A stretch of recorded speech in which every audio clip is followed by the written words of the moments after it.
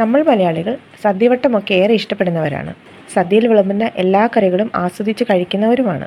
എന്നാൽ സദ്യ വിളമ്പുന്നവരോടോ സദ്യ കഴിക്കുന്നവരോടോ പച്ചടിയും കിച്ചടിയും തമ്മിലുള്ള വ്യത്യാസം എന്താണെന്ന് ചോദിച്ചാൽ ആരായാലും ഒന്ന് കൊഴിഞ്ഞു പോകും. കേരളീയ ഭക്ഷണ വിഭവങ്ങളിൽ ചോറിനൊപ്പം കഴിക്കാൻ കഴിയുന്ന നിരവധി വിഭവങ്ങളുടെ കൂട്ടത്തിൽ തൈര് അടിസ്ഥാനമാക്കിയുള്ള കറികൾ പാചക പാരമ്പര്യത്തിൻ്റെ അവിഭാജ്യ ഘടകമാണ്.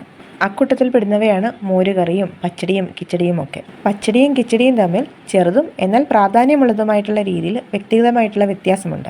ആ വ്യത്യാസം എന്താണെന്ന് നോക്കിയാലോ?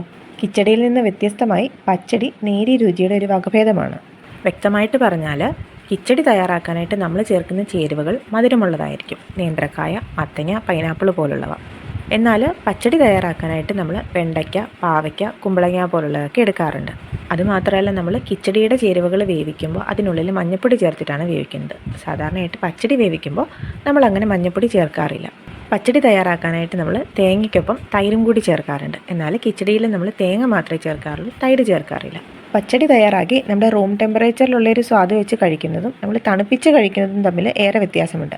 തണുപ്പിച്ച് കഴിക്കുമ്പോഴാണ് പച്ചടിക്ക് ഏറെ സ്വാദ് അറിയുക. സദ്യ വിഭവത്തിൻ്റെ ഭാഗമായിട്ടല്ലെങ്കിലും കുറച്ച് ചോറും സാമ്പാറും കൂടെ ചേർത്ത് കഴിക്കാനാണെങ്കിലും കിച്ചടി നല്ലതാണ്. കിച്ചടിയുടെ ഘടന ഉത്തരേന്ത്യൻ റൈത്തയോട് ഏറെ അടുത്താണ്.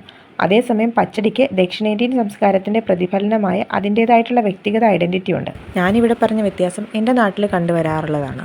നമ്മൾ ഓരോ നാടുകളിൽ ചെല്ലുമ്പോഴും അല്ലെങ്കിൽ ഇപ്പോൾ കേരളത്തിൽ തന്നെ ഓരോ സ്ഥലങ്ങളിൽ ചെല്ലുന്ന സമയത്ത് ഓരോ കറികളുടെ ചേരുവകളിൽ വ്യത്യാസമുണ്ടാവാം, അതിൻ്റെ പേരുകളിലും വ്യത്യാസമുണ്ടാവാം. അതിൽ നിങ്ങൾക്കറിയാവുന്ന നിങ്ങളുടെ നാട്ടിലുള്ള വ്യത്യാസം എന്തൊക്കെയാണെന്നുള്ളത് നിങ്ങൾ കമൻസിലൂടെ പറയുക.